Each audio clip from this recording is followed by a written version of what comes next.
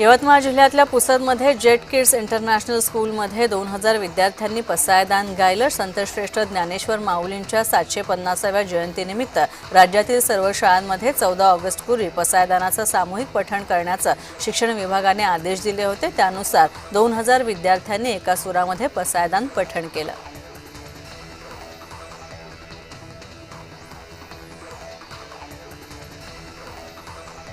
बुलढाण्यात संग्रामपूरमध्ये आदिवासी समाजासाठी 40 टपरी, गोमाल यासह इत्यादी गावांमध्ये गावठाण जमिनी मंजूर करण्यात आलेल्या आहेत। त्यामुळे आता आदिवासी समाजाला स्वतःचं हक्काचं घरकुल मिळणार आहे, तर इतर योजनांचा लाभ घेण्याचा मार्ग सुद्धा मोकळा झालेला आहे। यामुळे आनंदित झालेल्या आदिवासींनी बुलढाणा जिल्हाधिकारी कार्यालयात जाऊन जिल्हाधिकाऱ्यांचे आभार मानले।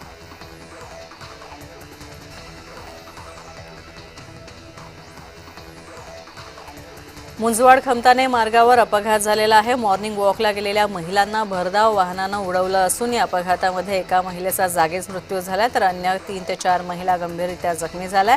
जखमींमध्ये एका पुरुषाचा सुद्धा समावेश आहे। जखमींवर रुग्णालयात उपचार सुरू आहेत, तर वाहन चालकाचा शोध पोलीस घेत आहेत।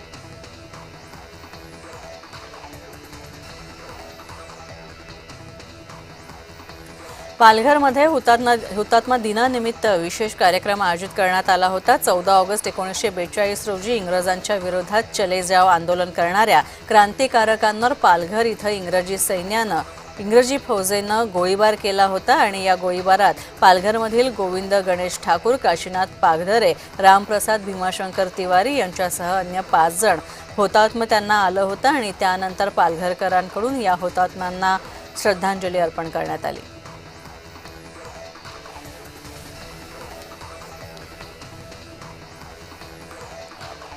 वर्ष 2021 मध्ये झालेल्या दरड दुर्घटनेतील दरडग्रस्त साखर सुतारवाडी ग्रामस्थांचं पुनर्वसन झालं नाहीये, तर भाड्याच्या घरात राहण्याची वेळ या नागरिकांवर आली आहे। त्यामुळे ग्रामस्थांनी गावात सरण रचून शासनाला आत्मदहन करण्याचा इशारा दिला।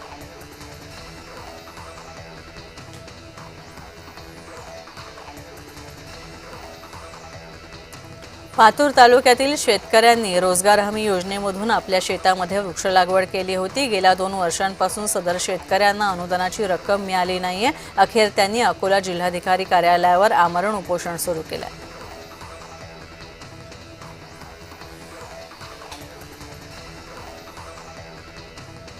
79व्या स्वातंत्र्य दिनाच्या निमित्तानं भंडारा जिल्ह्यातील गोसीखुर्द धरणाला तिरंगी विद्युत रोषणाई करण्यात आलेली आहे। रात्रीच्या वेळी विद्युत रोषणाईमुळे गोसीखुर्द धरणाचं दृश्य अत्यंत पाहण्यासारखं आहे।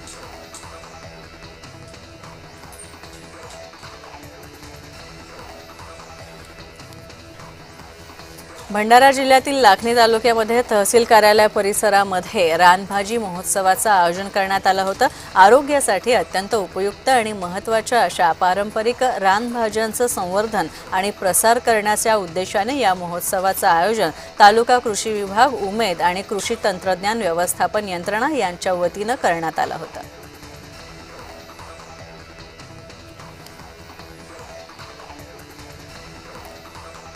नाशिकच्या मनमाडजवळील माळेगाव, नारायणगाव, घाडगेवाडी या परिसरामध्ये रानडुकरांनी अक्षरशः धुडगूस घातलेला आहे। मका पिकाचं रानडुकरांनी मोठ्या प्रमाणात नुकसान केलंय। नारायणगाव इथं देवीदास उगाले पाटील यांच्या मक्याच्या शेतामध्ये रात्रीच्या सुमारास डुकरांनी नासधूस केली आहे। वन विभागानं रानडुकरांचा बंदोबस्त करावा अशी मागणी त्रस्त शेतकऱ्यांनी केली आहे।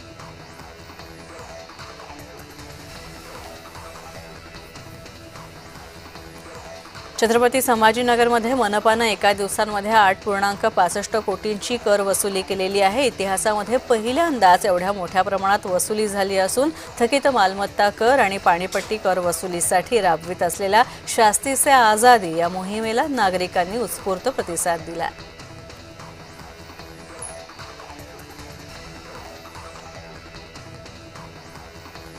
जालना अतिवृष्टी अनुदान घोटाळा प्रकरणी घनसंगवी इथं 2 कृषी सहाय्यकांचं निलंबन झालंय, तर निलंबनाचा आकडा आता 23 वर गेलाय। 76 जणांची विभागीय चौकशी अजूनही प्रस्तावित आहे।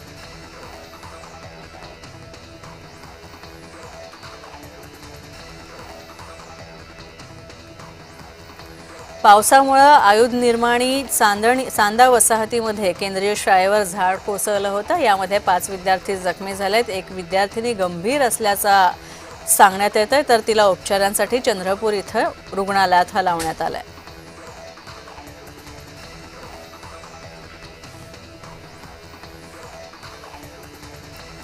राजगुरुनगर पंचक्रोशीतील तिन्हेवाडी परिसरामध्ये बिबट्याची दहशत वाढली आहे. लोकवस्तीमध्ये बिबट्याचा मुक्त संचार पाहायला मिळतोय, तर यामुळे नागरिकांमध्ये भीतीचं वातावरण आहे. या बिबट्याचा लवकरात लवकर बंदोबस्त करा अशी मागणी रहिवासी करतात.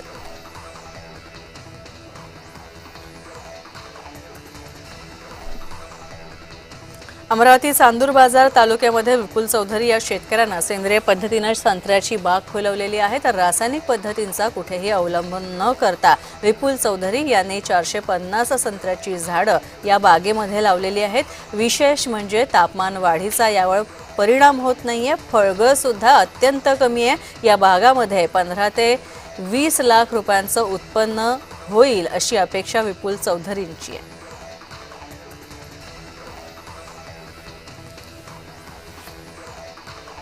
येवल्यामध्ये सोयाबीन पिकावर टोबॅको रिंग स्पॉट व्हायरसचा प्रादुर्भाव झालेला आहे. समाधानकारक पाऊस शेतकऱ्यांनी पडला, त्यामुळे सोयाबीनची लागवड केली खरी, पण शेंगा लागण्याच्या अवस्थेत असताना सोयाबीनवर रोगाचा प्रादुर्भाव होतोय आणि त्यामुळे उत्पन्नात घट होण्याची भीती शेतकऱ्यांना आहे.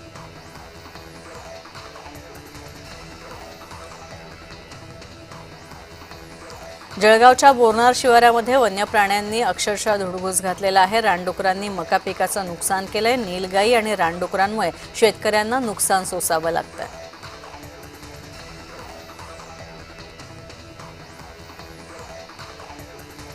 भंडारदरा धरण परिसरामध्ये प्रशासनाकडून गर्दी नियोजनासाठी प्रयत्न सुरू आहेत. 15 ऑगस्टपासून या परिसरामध्ये पर्यटकांची गर्दी जास्त होईल आणि त्यामुळे एकेरी वाहतूक सुरू करण्यात आली असून नियमांचं पालन करण्याचं आवाहन प्रशासनानं पर्यटक आणि नागरिकांना केलं आहे.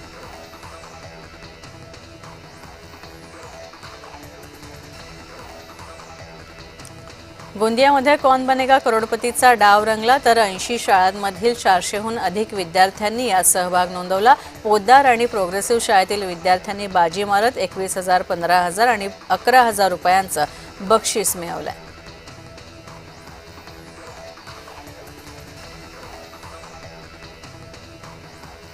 विठ्ठल रुक्मिणी मंदिराला 15 ऑगस्टच्या निमित्तानं तिरंगी रोषणाई करण्यात आलेली आहे, तर विद्युत रोषणाई ही सगळ्यांचंच लक्ष वेधून घेते. संत नामदेव पायरी, संत ज्ञानेश्वर दर्शन मंडप, भक्त निवास इत्यादी ठिकाणी आकर्षक विद्युत तिरंगी रोषणाई करण्यात आली आहे.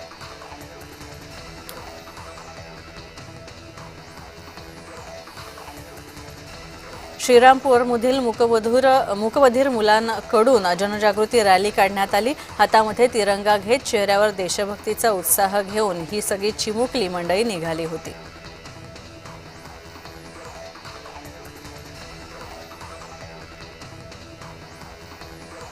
अमरावतीच्या हरिसाल गावामध्ये स्वच्छ भारत अभियानाचा फज्जा उडालाय, तर या गावाला डिजिटल गावाचा दर्जा सुद्धा प्राप्त आहे. मात्र इथं अस्वच्छ सार्वजनिक शौचालय, रस्त्यांवर वाहणारी गटारं, नाले आणि शौचालयातील सांडपाणी तसंच गटारांमध्ये साचलेली मोठी घाण असं चित्र पाहायला मिळतंय.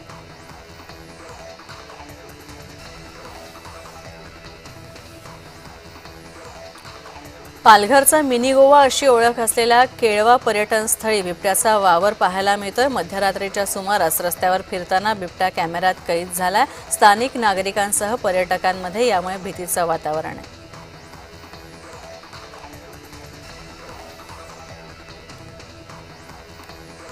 पुण्याहून अहिल्यानगरकडे जाणाऱ्या ट्रकचा रांजणगाव गणपतीजवळ अपघात झालेला आहे. चालकाचा वाहनावरील ताबा सुटल्यानं ट्रक पलटी झाला असून सुदैवानं कोणीही जीवितहानी यात झालेली नाहीये, तर अपघातात ट्रकचं मोठं नुकसान झालंय.